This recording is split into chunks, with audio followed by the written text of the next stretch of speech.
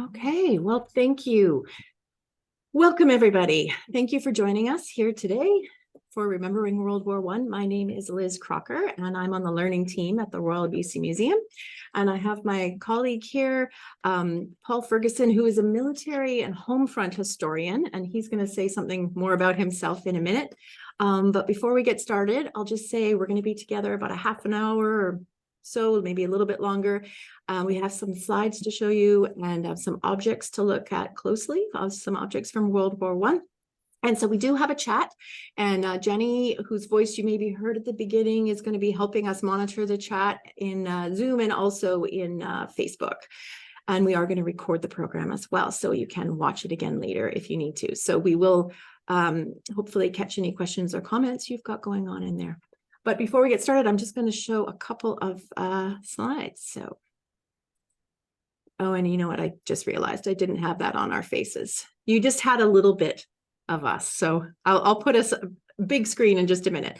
But to get started, just so you know, just in case some of you don't know where we are, in case you're joining us from further afield, we are on the west coast of Canada in the province of British Columbia, in the capital of the province, which is Victoria, way down here at the southern end of Vancouver Island. There's a close-up of Vancouver Island. A little red dot is where we are. And here's a picture of the Royal BC Museum. Looks like on a beautiful summer evening. Hey, Paul? It does. We're in cold, rainy November now. It doesn't quite look like that, but still a beautiful building. And the museum in Victoria sits on the territories of the Esquimalt and Songhees First Nation, also known as the Lekwungen speaking people. And we're very fortunate to be able to live in this beautiful territory and to work here as well. So what I'm going to do is actually just quickly put it on her face. We have a bigger, there's Paul. So yeah, maybe I'll let you introduce yourself, and then when you're ready to go in the slideshow, I'm gonna launch it for you. Oh, okay, I'm gonna turn it over to Paul. That's good. Okay, go ahead. Thank you, Liz. You're welcome. Thank you, everybody, for being here today. I'm Paul Ferguson. As Liz has mentioned, I'm a military and home front historian who happens to be working at the Royal BC Museum, and I've been doing military history and home front history for decades now. I've been part of the remembrance programming for probably at least 20 years, and I've been actually working on site again for the second go-round for the last 8 years. And what you're going to see today is I travel quite a bit personally, particularly to sites of conflict in Northwest Europe. Malta, Gallipoli have just come back from Northern Macedonia and Northern Greece, looking for things related to Canadians and British Columbians. I'm very interested in British Columbians outside of British Columbia. So it's a little bit of a different take on things. And I'm always looking to try to capture an image of a particular site that is cumulative in what I'm looking for as a piece of remembrance. So it's very much, you can go to these sites, but it's being very observational, and it's very artistic. I mean, I look for the way light is shining through leaves in a particular battlefield or in a wooded area, or maybe even looking for footsteps in poured concrete from 1916, and what can I do with that? So that's what I do. Well, I'm eager to hear your perspective on all this. So I'm going to turn it to your slides now. Thank you, Paul. There we go. So one of the things with Remembrance Day, of course, is it's a very important time to remember all those, in this case, we'll speak about Canadians. There's over 650,000 personnel who served in the Canadian Expeditionary Force during the First World War, as well as members of the Royal Canadian Navy, or in the particular, the aviation services, such as the Royal Flying Corps, which was originally part of the Army, and then the Royal Air Force, which was formed on the 1st of April, 1918.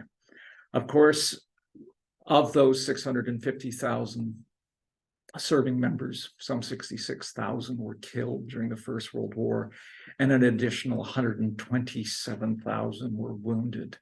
So I'm always looking at this from a perspective of those who served and those who are left to remember. And it was so important at the end of well, even during the war, because the Imperial War Graves Commission was actually formed during the First World War, because they realized just how many dead they had to keep track of. So that was that was one aspect that I'm very interested in. And then the Imperial War Graves Commission became the Commonwealth War Graves Commission. In Northwest Europe, there are many thousands of graves. This particular image is of Turlington War Cemetery, which I visited to see some particular Canadian graves that I was interested in. It's a very large cemetery, and it's very indicative of so much loss. This is just a small portion of the headstones that are at Turlington, and there's many more to the left and right of this image. One of the things that I look for when I'm traveling overseas is where others have been. So these cemeteries, the battlefields, memorials, and other sites are frequently visited. This is not something that was only of its contemporary time or when all the veterans were alive. Of course, we no longer have any First World War veterans alive now, who certainly attended pilgrimages, some of them or many of them. People are still going there. People are interested in their ancestors and where they may have been. They may have heard a few stories. There's things that are passed along with families as an act of remembrance. There are also people who visit who are very interested in their community history. So I mentioned in an earlier session today that on my recent trip to North Macedonia, there was somebody interested in service personnel from Malvern, England. And he, at every cemetery that we visited, he had a list of those people from his community, so he could place a poppy cross in remembrance of those from his community. The poppy is very well known as a symbol of remembrance. First seen on the fields of battle at Waterloo in 1815. It was noticed that so many poppies had grown up after the battle. This continues to this day in the fields of conflict in France and Flanders in particular. I would also say that when I was in Turkey, I saw numerous poppies in different areas. The poppy has also been taken on as an indicator of remembrance, as a marker of a historical event related to the First World War, which at the time was known as the Great War. You can see one here from the Loos Crater, a historic site in Belgium. We can see that the poppy has been cut into a piece of rusted steel, and the stem includes a piece of barbed wire on it. And that's just something that's used at different historical sites to indicate that there is something in that area. So in Belgium itself, Belgium's, I have always based myself out of Ypres in Belgium. It's a town of 35,000 people, and it's very walkable. It's very cyclable. You can get to a lot of different places from Ypres. So, for example, this is a pillbox at Hill 60. This is a really well-known site, highly visited, and during the commemorations for 2014 to 2018, they had actually added quite a bit of boardwalks and other historical interpretation to the site because they were very aware they were going to get a lot of visitors between 2014 and 2018. The pillbox certainly shows evidence of being fired upon. It also includes what you can see here through the opening. There's wreaths, there's more of the wooden crosses, there's flags from Canada here, there's flags from Australia.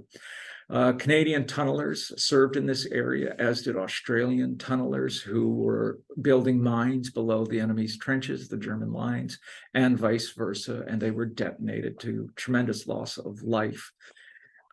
There is a film on the subject that came out of Australia, and I'm not going to remember the title of it now. It's an excellent film. Maybe when Liz gets Gallipoli? it. No, second. But when you get to chatter again, I'll quickly look it up and get it for you. these are really amazing places. And very nearby to this is Larchwood Cemetery, the railway cutting, where a number of Canadians from the Battle of Hill 60 are buried, as well as a lot of their allied brethren. Also at this site, Hill 60 in particular, because of the detonation of mines, there is a large number of fatalities that are still well below the ground at Hill 60. This is a close-up of the wooden crosses that have been left behind as well. Yes, that's it. Thank you. Beneath Hill 60. I appreciate that. That's the story of Mr. Woodward of the Australian engineers. And there's also some shots from underground featuring a Canadian engineer. The Australians replaced the Canadian engineers at one point during the Great War. So again, here at Hill 60, a large number of wreaths and wooden crosses, which have gone through, you'll see everything from recently purchased wooden crosses to crosses that have sat there for months, if not years. And I think at times I will spend some time looking at these to see if anything is written on them. Some of the memories of family are particularly poignant. I've been there for a message about 9/11, 1915, which was really interesting, thinking about the sad events in New York many years later.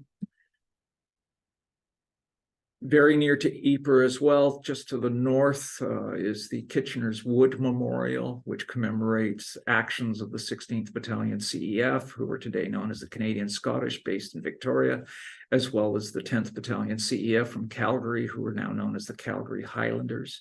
They were involved in an attack on the 22nd of April, 1915, in the wood, known as Kitchener's Wood. And as a result of their actions, you can see on this memorial that it has an embossed oak leaf and acorn, which both regiments to this day wear as an honor. It's embroidered into their shoulder flashes, and also appears on some of the collar badges, particularly for the Calgary Highlanders, and shoulder titles too, now that I think of it. It was also given to the Winnipeg Light Infantry, but that unit is no longer serving in the Canadian Army. And you could see there's several Canadian flags there to the left. So there's been many visitors there. The Canadian, Scottish, and the Calgary Highlanders visit this location to this day, with different regimental pilgrimages to France and Flanders. Probably the most poignant event that anyone visiting should go and visit is the playing of the last post at Menin Gate. This memorial is a record of the missing, particularly for the battles around Ypres. There was a number of them. There was 5 in all, including Passchendaele. There's over 6,000 Canadian names on this memorial, which is organized by battalion. Every night at 8 p.m., the last post is played. They continue this to this day. It was only stopped for a while in the Second World War when Ypres was captured by the German military forces. But as soon as the town was liberated during the Second World War, they started up the last post again. The memorial right now is undergoing a 2-year restoration project, but the last post is being played very near to the Menin Gate.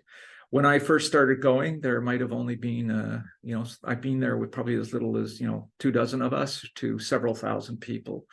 The events from 2014, 2018 were highly publicized, and especially the event of, there was 2 big events. The August 2018 commemorating the last 100 days of the war starting 8th of August was highly publicized.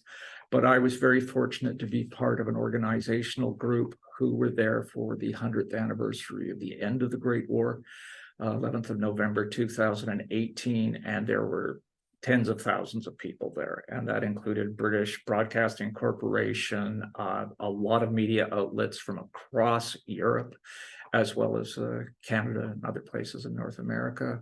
There was also a wonderful, at the August event, was it the August? Well, it's either the August event or the November event. There was a group of 6 who had traveled to this area, and the amazing procession that went through this gate with the Bhangra drums playing was outstanding. It was just, I had to go meet them. They were wonderful, wonderful people, because there are Indian Army members who are also commemorated on this memorial, as well as Canadians, New Zealanders, Australians, and others. And so this is the Meningate War Memorial as it looks from the outside, just along the canal, from the Ibercomines Canal. This is from August 2018, when the Legion, the British Legion in particular, participated in the commemorations of 8th of August 2018. And that went on for some while. This was for this particular day. That was the most significant day for participation from the British in particular, but there was another 100 days left where various commemorations were held. Not quite as big as this one, but this was really quite a day. One of the most famous memorials that many people speak of, if they've seen it or I've seen pictures of it, is the Brooding Soldier, also known as the Saint Julien Memorial, located at Saint Julien, but during the war, this was known as Vancouver Corner as well. This is a commemoration of the first gas attack on the Western Front in April of 1915. This particular memorial itself was to be used as a marker in several different Canadian battlefield areas. This memorial, though, became unique because they came up with a different design, a type of block design that they used at different commemorations elsewhere. It's quite amazing to see, very popular to go to. It's surrounded by roads outside of this small forested area. There's lots of bus loads of traffic that come here, and people are taking pictures of it night and day. It's very striking. And that is a close-up of the memorial itself.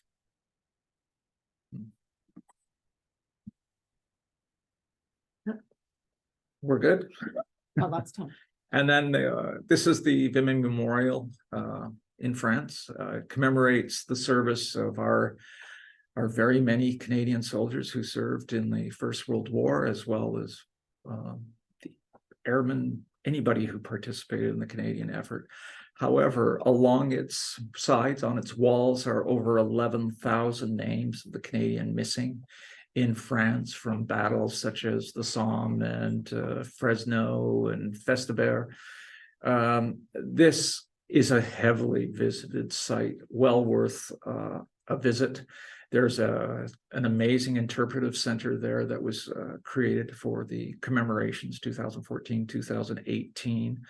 A lot of the area is still roped off because it's still cratered in some places. There are still ordnance devices buried underground there.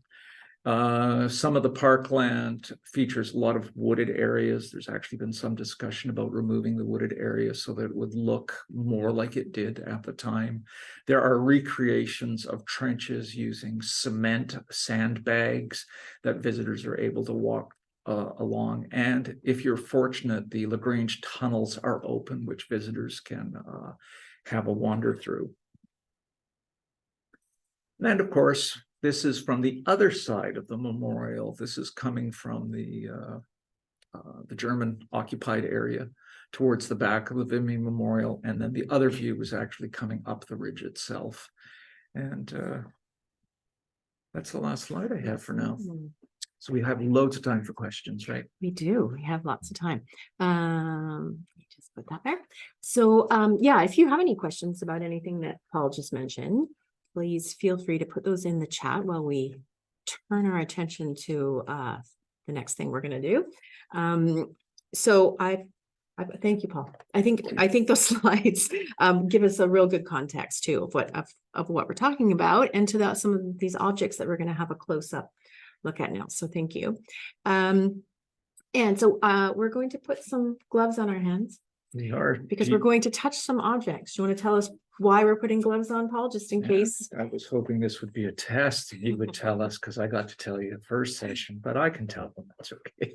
So we're wearing gloves because our bodies produce natural oils that can, when in contact with artifacts, can leave stains and residue. So we either wear these cotton gloves or we will wear nitrile gloves, which are made of rubber. So that's one of the reasons why we do that. Thank you, Paul. We're always looking after collections. Yes. And I see that there is a question. Paul, what can you tell us about the Chinese Labor Corps in France during World War One? I only recently learned about them and I'm curious to know more. Okay. Geez. It's a good question. That's an excellent question, Thank you, which Kim. I can actually answer. Chinese Labor Corps is hugely, hugely interesting. Of course, these were individuals who were brought from China, transported. Well, they came to Vancouver Island. They were very close to William Head Prison. They were stationed there for the longest time, and then they were transported in secret across Canada and then sent overseas to Northwest Europe, where they became heavily involved, particularly at the end of the war, with ordnance disposal and the reburial of the dead. Chinese Labor Corps were certainly involved in some aspects of trench warfare. Prior to that, there's a number of casualties. I can't remember what their specific cemetery is. I've seen many, many pictures of when it was dedicated. And if you have a chance, please take a look at the film done by BC director Jordan Patterson called Tricks on the Dead, which is the story of the Chinese Labor Corps. So that should be available. It's likely, I would think that it'll play again this Remembrance Day. I'm not sure where it was. And I helped Jordan with it. Okay, and if I know Jenny, who's in the room helping on the back end, she's probably Googling it right now. So if she finds it, I'm sure she'll put the link in the chat. I see there's another question there, but did you say that they were kept secret? The Corps was kept secret? They were transported in secret across Canada. Okay. Yeah. They were commanded by British Canadian officers. They had their own uniform, which for the film was recreated, their own armband, and as well their own insignia, in particular a cat badge. Okay. Thank you. And there's another question. Oh, I think it's okay. The proliferation of poppies on battlefields. Is this a natural phenomenon or were the fields seeded by people? Well, that's kind of interesting. I'm not sure how well I can answer that because I haven't really learned too much about how the poppies originally appeared, particularly in the fields of Waterloo, which they're still finding soldiers from Waterloo to this day after all these years. The one thing that I can speak of, though, from the poppies is at one time, the soldiers themselves returning from the Great War or the First World War were not to bring the poppies back to Canada. They would have been considered an invasive species. Now, that's quite opposite to what's occurring today, where you have Veterans Affairs Canada are actually distributing poppy packages. I'm not sure if they've been doing that in recent years, but we've had them here at the Royal BC Museum where they had packages of poppies. Very interesting. One more just making me think if other government departments that work on invasive species know about that. Where is the interpretive center at Vimy? So depending on how well you know Vimy, it's just coming up when you go through the entrance, the road entrance. When you come up through the road into the park, it will be on the right-hand side. It's pretty hard to miss. Big, large white building, some really amazing objects there. They have some artifacts certainly from the First World War, including original memorial markers. They had an amazing exhibit for some while on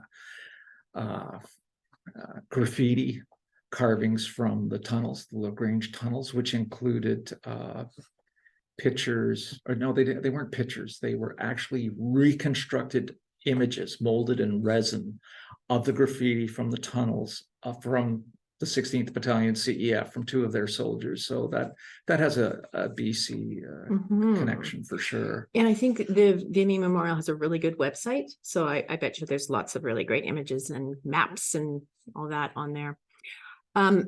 Okay, I'm going to, thank you, Paul. Sure. Thank you for your questions. Keep them coming if you've got more. So we're just going to go switch camera angles here. And I'm going to get this first object that we're going to look at in view. We need to focus it a little bit better than that. Back a little bit. So Paul will share a little bit of information about this object, but before he does, anybody know what this is? Have a look at, maybe, actually, I'm going to zoom in on one of these. It's the other way.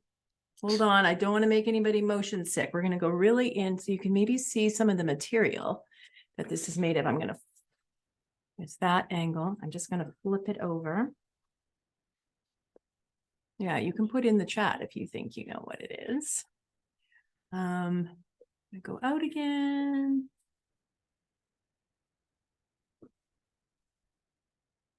There's this band. Okay. Can you see that there's some responses there, Paul? Yes, I can. I've got two things happening here. Yes, the film on the Chinese labor quarry is indeed Tricks on the Dead. It's well worth watching. Jordan received a number of awards for that. What we're looking at is a set of potentially aviation goggles made of metal, glass, sometimes plastic is used for the lenses, leather, as well as an elasticized type of canvas and metal buckle. I have a few thoughts on this. These very much resemble a First World War pair of aviator goggles, particularly by design. There's some aspects of it, though, that I believe were probably refined by the Second World War, but it's not that equipment couldn't have been reused in the Second World War as well. The leather strip through the center there makes me think that they're earlier than the Second World War, but I'm a little bit skeptical that these are actually First World War now, especially because of the box that they came in. But the design is very similar to what aviators wore in the First World War. The box. So this is the box, which is, it's got some pretty nice chrome rivets on it, and the material that is used is not quite First World War like. So I also think that these potentially, because, you know, equipment is used for cross-military purposes, these may have been worn by a driver from an armored regiment, such as the BC Dragoons, who were one of the Canadian armored units that served in the 5th Canadian Division during the Second World War. But they're a pretty close match for First World War goggles too. And of course, you know, why were these used? I mean, First World War, we need to, you know, you've got wind blowing in an open cockpit. Second World War, and particularly with the fighter pilots and what they encountered with if their plane was subject to attack and the cockpit caught fire, the flames, the type of flame that was produced in these aircraft were devastating, created horrible skin injuries. So pilots were encouraged, make sure you wear your oxygen mask, make sure you wear your goggles, anything to protect the eyes and the face, because some of the aspects of facial reconstruction that came out of the Second World War were certainly dealing with burn wounds. So some of you may be familiar with a thing called the Guinea Pig Club, which is where all the patients from the burn victims went through with Dr. McIndoe, who was trained by a First World War facial reconstruction surgeon. So. And so that's just glass there to protect the eye. There's nothing else. No. Okay. And yeah, this elastic is it's lost its elasticity for sure. Okay. And as I say, the pilots were told often, wear your goggles, wear your helmet, leather flying helmets, anything for protection. And if I just turn it this way, you can see the holes in the leather. Some good ventilation. Ventilation. Okay. No condensation. Okay. And then, you know, during the Second World War, goggles became very, very complex, but it's always interesting when you read different things. There, say around the time of D-Day, I know this is way off our subject, but it's still remembrance. There was a type of aviation goggle that included a flippable on the top of the goggle, pair of sunglasses, which most of the pilots determined were completely useless, and they often chucked them through the lens away, and you don't encounter those frequently in that case. We got a lot out of those goggles today. Yeah. Liz. Okay, thank you, Paul. All right, we're ready for our next object, and this one for sure is from World War One. Absolutely. So we're going to show both sides, but we'll start with this side. I'm going to go out a little bit. Sorry. I'll close your eyes until I focus this. If I'm making you motion sick.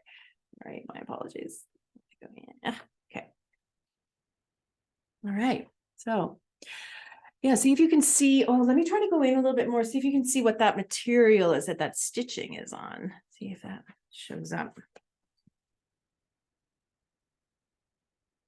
Okay, I'm going to go in a little bit more. Because Paul, I'm assuming you know what that material is that the stitching is happening on. Yes. Yeah. Okay. What people could make some guesses, or maybe people, maybe you have some of these in your family collection or know about these. Feel free to put that in the chat as well. So we'll go out again.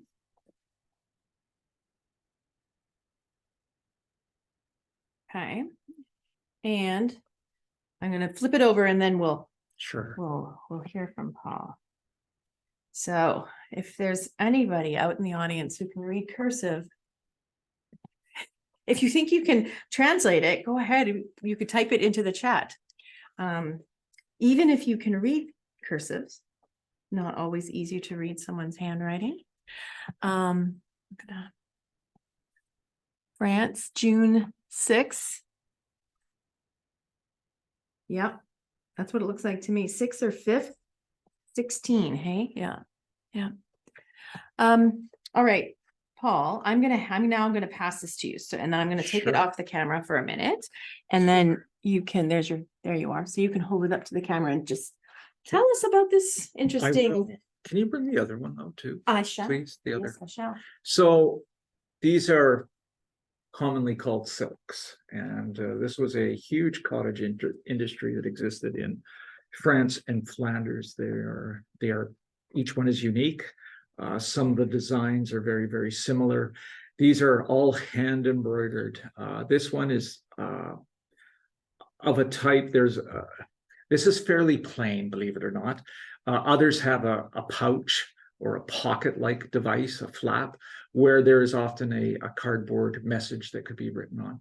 These were rarely postally used. They were hugely popular with the troops to send back to family, but often sent back in other mail and to be retained as souvenirs.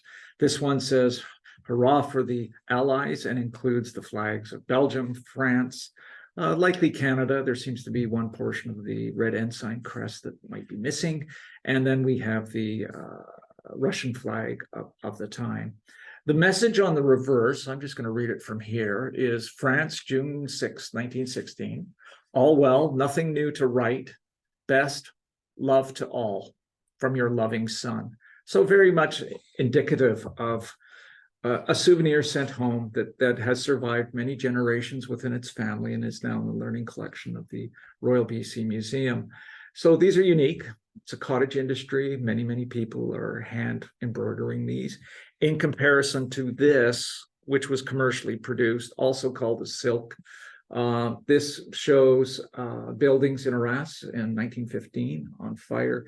There are similar ones for Ypres as well, which show the cloth hall, St. Mark's Cathedral. I don't really know which way. And let me put that on the document camera too, so they can have a close look at that one. But keep talking. I'm going to pop it under. So Arras is very near to Vimy, and I suspect that this is the square in Vimy, which now has hotels and various cafes at it. We stayed there when we had a visit to Vimy. And the other thing that I would suggest, inquire locally if you visit there to find out if the tunnels at Arras are available for viewing. It's something that I didn't get to do the one time that we did stay there, but I've heard others who've said it's quite something to see. And is there anything on the back of this one? I can't remember. Let's see. Oh, this one's empty.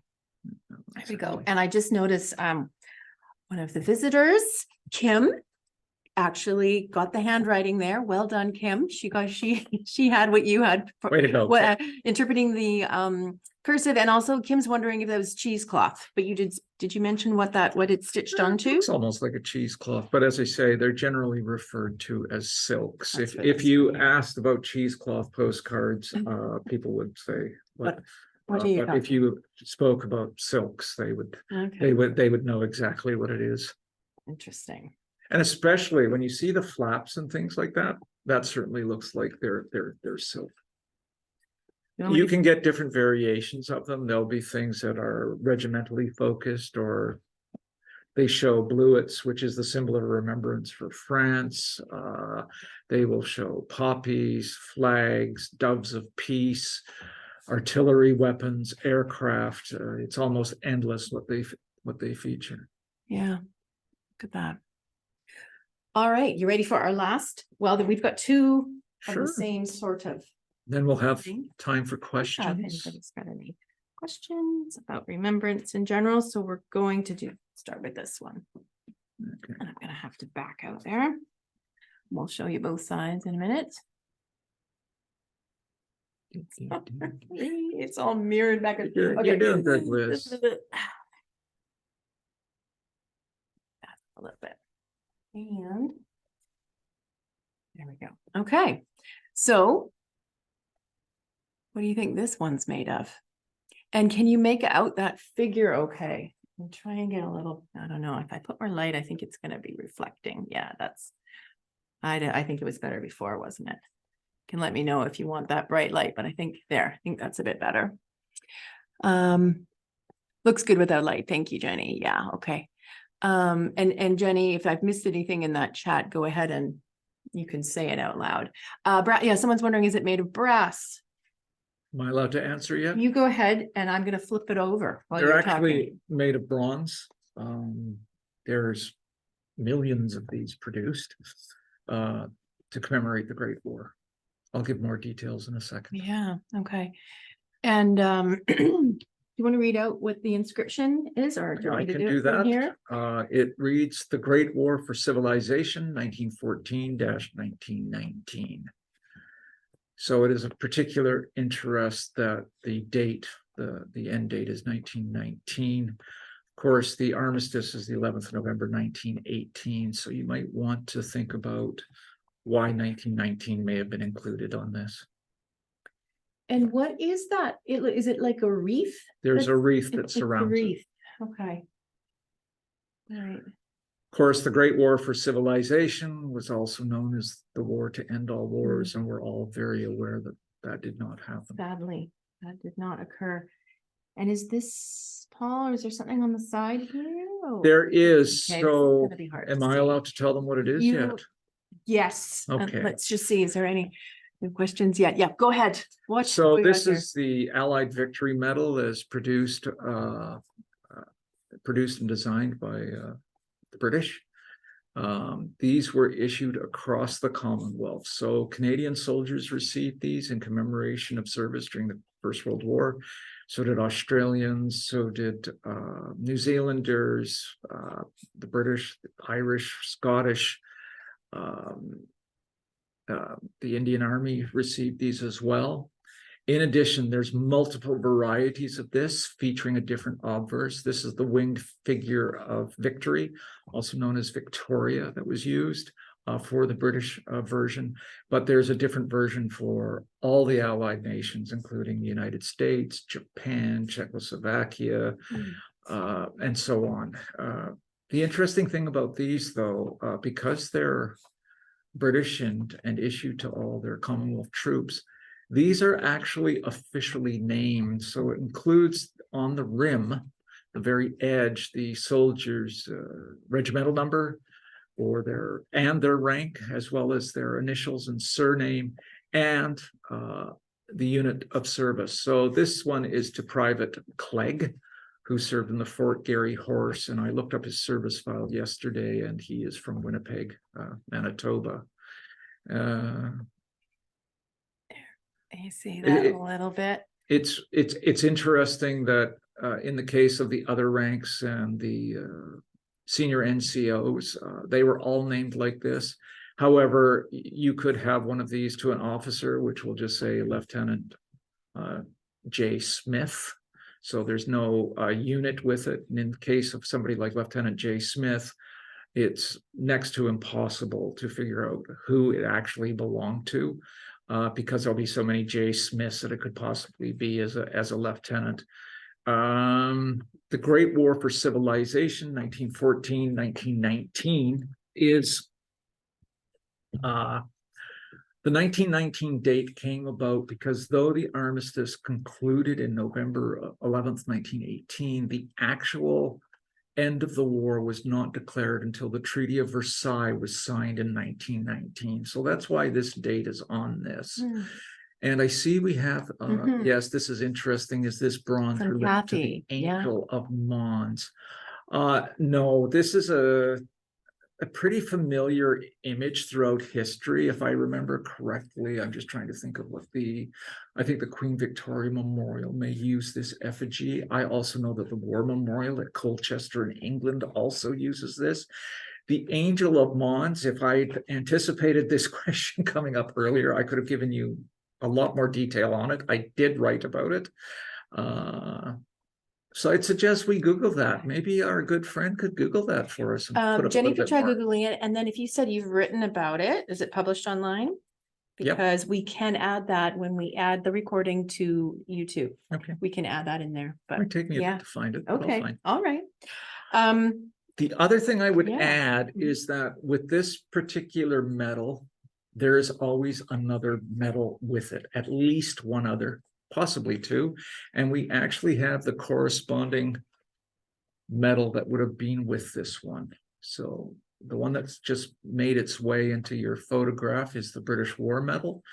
It's made of silver. It is named in exactly the same way. And what I mentioned to our previous group is for every victory medal, there is always this silver medal.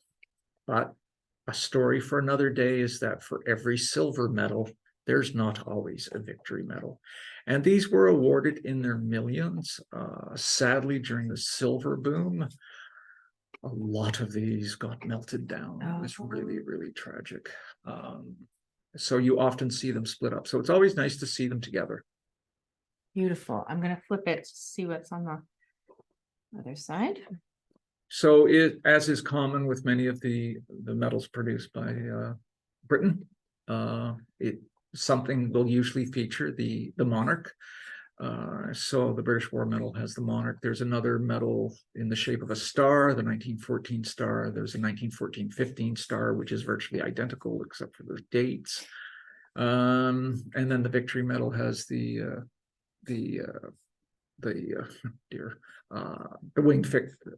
winged figure of victory.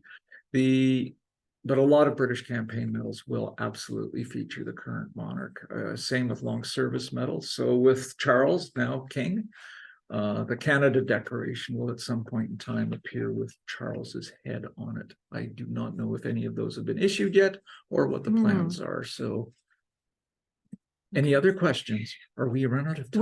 We haven't run out, but we are getting near the end of program time. So if anybody wants to ask a question, feel free. I was actually thinking, as we're talking about World War I so long ago, obviously there's still wars and conflicts going on in the world. And I was going to say to you, why is it important, Paul, that we remember World War I? And then in my head, I kind of thought, well, it's probably like why history in general is important. Yeah. Do you have any thoughts on that? Well, I've got many. If I can bring them all together, this is the challenge, right? So it's really important to remember people sacrificing their time, their life for their nation. Many of them were volunteers. There were also conscripted personnel who served in the First World War.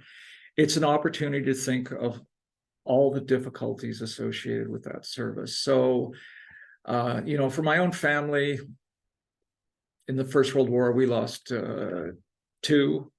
We lost my great-grandfather and we lost my grandmother's uncle. And those stories were passed down through the family, right down to me. which really developed my interest. And remembrance makes people aware. If you spend the time to investigate it, and it's all about putting on the uniform and what did they contribute. At the same level, I do the same thing for the home front. What did those people do? So, there was certainly a munitions industry in New Westminster during the Great War. And it's really important to remember these events because, in order to move forward in the future, it's good to take a look at the past and see where you've been before. Yeah, absolutely. Thanks, Paul. And I see Jenny's putting some links. We do have a learning portal with some really wonderful resources about the wars in BC. So please have a look at those links. And then there's a question. Do you know how many Canadian women volunteered in the First World War? Would they all have been bluebirds / nurses? Well, sadly, I won't be able to tell you how many. There were a lot of nurses. They were called the nursing sisters in the Canadian Army, as opposed to the British Army, who just called them sister. They also served as matrons.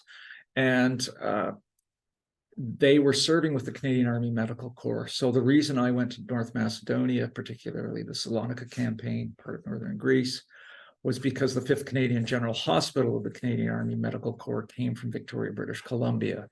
So that was the impetus for going there. But it isn't just nursing sisters. We also had recruitment, certainly in Victoria, for members of the voluntary aid detachments, which served in a different capacity to the Canadian Army. We also had women serving certainly in the home front industry with preparing of munitions because we had to make use of that labor force with all the men serving at the front. Created a shortage of labor, and so they were employed in the nursing area. We really need to get you an ammunition badge for women. That would be good to have here. Well, if anybody knows, or do we have one in the collection? No, we don't. If anybody knows someone who has an ammunition badge. So if it's provincially significant, we could potentially acquire that. We have one variety, but the one that particularly interests me, there's a triangular shaped one made of brass, which they were so conscious about what they were making. And it didn't take long for them to realize that the points on the triangle damaged the overalls they were wearing. And when that occurred, eventually you'd lose a set of overalls. So they started rounding the points on them. And also, these poor people working in these different munitions factories and things. I mean, they were using everything from luminous paint and making it work by dabbing the paintbrush onto their tongue, which is a whole other issue because it's also radioactive. So not a great thing. What else have we got there? There is something. Will you be writing about your Northern Macedonian commemorative trip? Do you share stories about your trips? Well, yeah. So I will. I've already written something in Northern Macedonia. We can share those links with the recording. Okay. And anything related to World War I will keep getting added to what we have on the learning portal about World War I as well. Sounds good. So yeah, thank you for those links, Jenny. I'm just going to I can add one more thing about North Macedonia. Yeah. Oh, sorry. Yep. Go ahead. I have offered to do a live at lunch about North Macedonia, but in any of these trips, I take somewhere between 2,500 and 3,500 slides. So it takes me a while to get organized. And I just came back. That's a live at all day, not live at lunch. And so if anyone isn't aware of live at lunch, those are monthly sort of talks or lectures that we have here on site at the Royal BC Museum. So watch for that on the calendar. We might be able to get Paul to talk about some of your trips or the Macedonia trip. That's great. Thank you. Oh, and I see, Jenny's put in some more links, and I just wanted to go back to that slide again. There's the URL, the address of the learning portal, rbcm.ca/LP, or you can just Google learning portal RBCM and it should come up. So there's, we have documents and diaries, which is a collection of media all about those kinds of primary sources, documents and diaries that we have in the archives from World War I, and then remembering the Great War, which Jenny has also put in the link.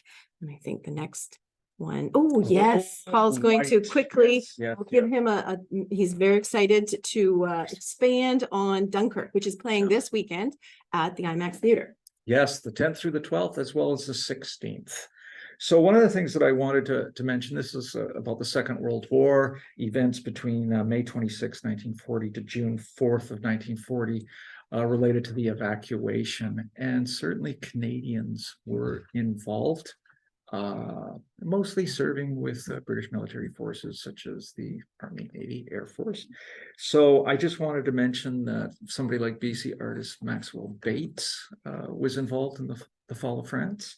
There was a fellow on the Chilliwack War Memorial who served at Dunkirk.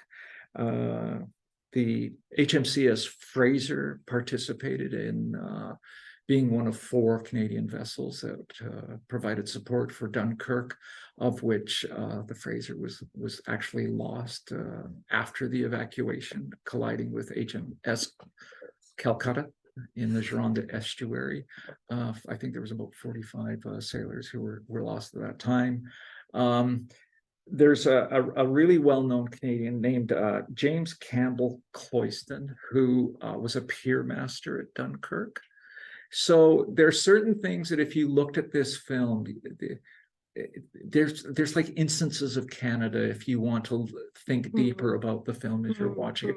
And to see it at IMAX, oh my goodness. Yes, and of course, Canadian fighter pilots in the Royal Air Force, they certainly participated in the evacuation of Dunkirk, providing support over the sky, over the beaches, and certainly through the fall of France and then the Battle of Britain. But again, that's another story. And it is. And on another note on that, if you have any young people in your life, Harry Styles is also in this film. So there's a draw for the Harry Styles fans. And for the older people, Kenneth Branagh is in it. So. Yay for the older people. Okay. And I think, our last slide is just thank you. So thank you so much for joining us today and taking time out of your day to reflect with us on remembering the First World War, which sadly was not the last. So we both hope that you can have some time over Remembrance Day and the weekend to do your own remembrance, attend your own ceremonies, or remember and reflect in whichever way you do. So I don't see any other questions. Thank you so much for joining us today. Thank you so much. And thank you, Paul. All the best. Yeah, you too. Thanks, everybody. Bye-bye.